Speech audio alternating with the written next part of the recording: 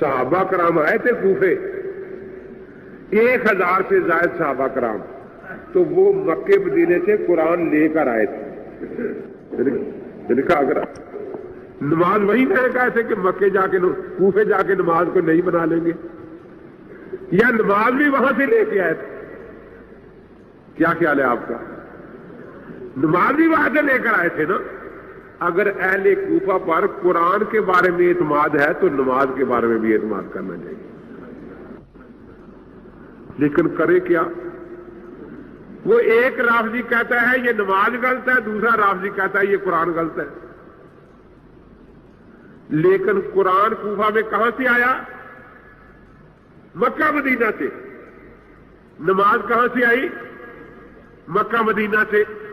تو جب کوفے والے امام کی قرات قرآن کی تمہیں پسند ہے تو کوفے والے امام نے جو نماز صحابہ کی مرتب کر لی، بھئی وہ کیوں پسند نے؟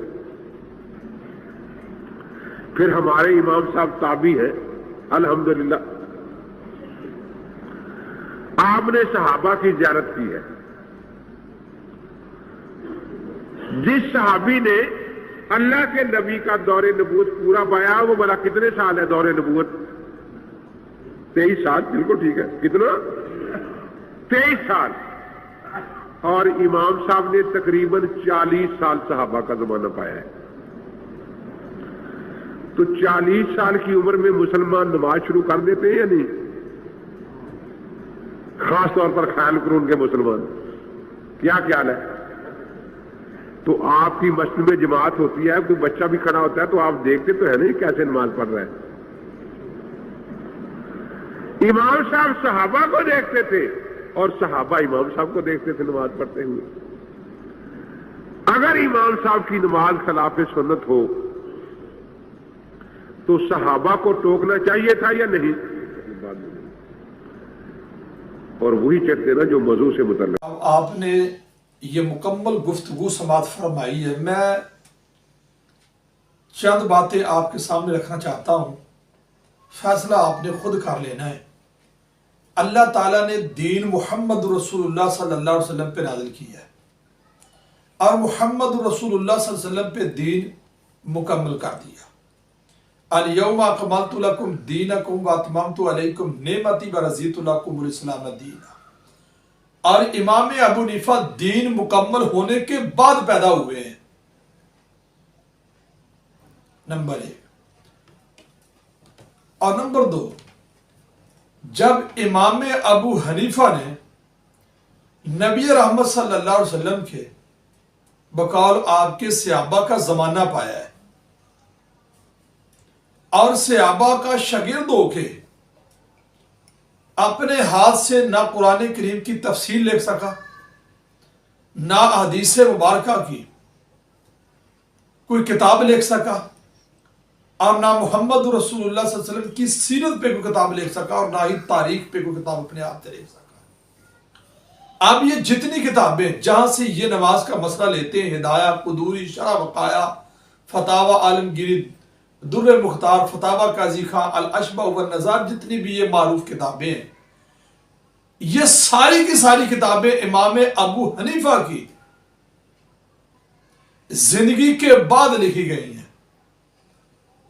اور نمبر 3، اگر امام ابو حنیفہ نے بقول ان کے نماز کا مسئلہ بیان کیا ہے تو جن کتابوں کے اندر امام ابو حنیفہ نے نماز کے مسئلے کو بیان کیا پھر ان کتابوں کے یہ حوالے کیوں نہیں دیتے؟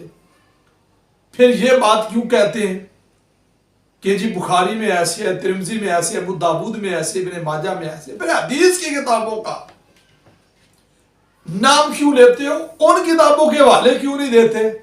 دھڑلے سے کہا کرو نا کہ جی نماز کا یہ مسئلہ ہے اور یہ امام ابو حنیفہ نے بیان کیا ہے، تاکہ قوم کو بھی پتہ چلے نا کہ جن کتابوں کے آپ نام لے رہے ہو وہ کتابیں کہاں ہیں، کن کی ہیں. قوم بھی سوال کرے نا. پھر ان محدثین کے نام پہ چورن کیوں بیچتے ہو؟ لوگوں کے ایمانوں پہ ڈاکہ کیوں ڈالتے ہو؟ اگلی بات، اور امام ابو حنیفہ جب اتنا پڑھا لکھا تھا بقول آپ کے، تو پھر کیا یہ مسئلہ امام ابو حنیفہ کا ہے کہ عورتیں ہاتھ سینے پہ باندھیں اور مرد ہاتھ ناف کے نیچے باندھے؟ بات کی سمجھ آئی نا؟ حدیث رسول صلی اللہ علیہ وسلم کے اندر تو یہ ہے ہی نہیں، اور نہ ہی آپ صحیح سند کے ساتھ نبی رحمت صلی اللہ علیہ وسلم کے کسی صحابی سے ثابت کر سکتے ہو۔ تو پھر اگر امام ابو حنیفہ کی یہ پیروی یا اقتداء ہے تو پھر صحیح سند کے ساتھ یہ بھی ثابت کرو کہ امام ابو حنیفہ نے یہ کہا کہ ہاتھ مرد ناف سے نیچے باندھے اور عورت جو ہے وہ ہاتھ سینے کے اوپر باندھے۔ یہ کس کا دین ہے؟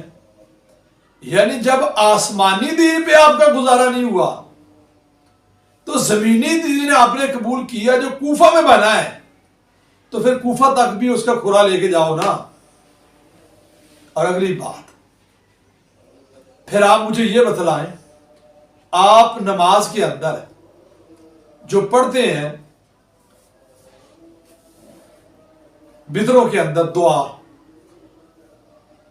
اللہم انا نستعینک، کیا محمد رسول اللہ صلی اللہ علیہ وسلم سے وطروں کے اندر دعا پڑھنا ثابت نہیں؟ یعنی امام حسن رضی اللہ تعالیٰ کو نبی رحمت صلی اللہ علیہ وسلم نے وطر کے اندر جو دعا پڑھنی ہے جامع ترمذی کے اندر یہ بتلائی نہیں امام حسن کو کہ اللہم اہدنی یہ دعا پڑھنی ہے؟ کیا یہ دعا سکھلائی نہیں؟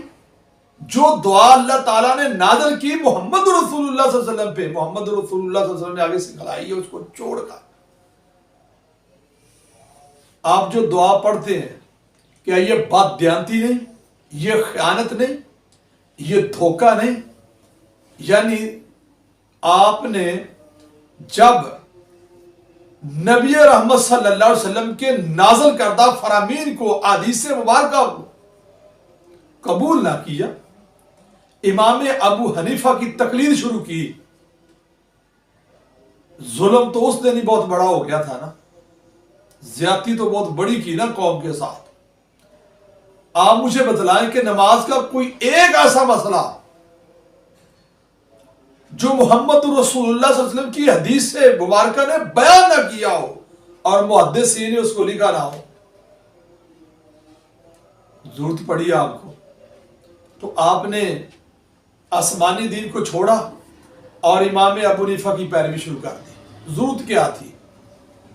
کوئی مسئلہ تھا ایسا نماز کا جو حدیث مبارکہ سے ہمیں ملا نہ ہو؟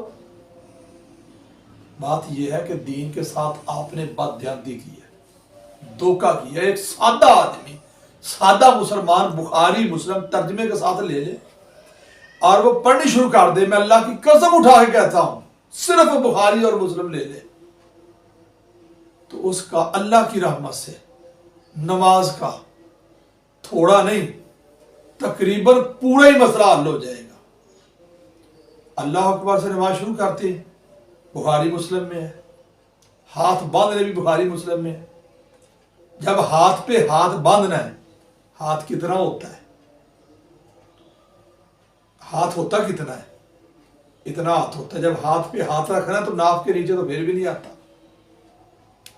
اللہم باعد بین دعا سکھلائی اللہ کے نبی صلی اللہ علیہ وسلم نے بخاری مسلم میں۔ امام کے پیچھے انفرادی طور پہ سورۃ فاتحہ پڑھنا بخاری مسلم میں ہے۔ رکوع کے اندر کی دعائیں، پھر اسی طرح سجدے کی دعائیں، اور اگلی بات سلام پھیرنے سے پہلے اللہم انی اعوذ بک من عذاب القبر، 4 چیزوں سے پناہ مانگی ہے۔ اللہم انی ظلمت النفس، یہ 2 دعائیں بخاری مسلم کے اندر ہیں۔ اما صدیقہ رضی اللہ فرماتے اللہ کے نبی صلی اللہ علیہ وسلم نے کوئی ایک ایسی نماز نہیں چھوڑی جس کے اندر عذاب قبر سے پناہ نہ مانگی ہو۔ تو آپ نے یہ دعائیں بھی چھوڑ دی بخاری مسلم، اور آپ ان کو پڑھتے ہی نہیں، آپ کی قوم پڑھتی نہیں، حنفی نمازوں کے اندر یہ دعائیں ہے ہی نہیں۔ یعنی قوم کے ساتھ فراڈ، سوائے دھوکے کے اور کچھ بھی نہیں آپ نے کیا۔ میری اللہ سے دعا ہے کہ اللہ تعالیٰ قوم کو صحیح کتاب و سنت کے مطابق اللہ جو دین اللہ تعالی نے نازل کیا ہے اس کو سمجھنے کی، اسی پہ عمل کرنے کی توفیق عطا فرمائے۔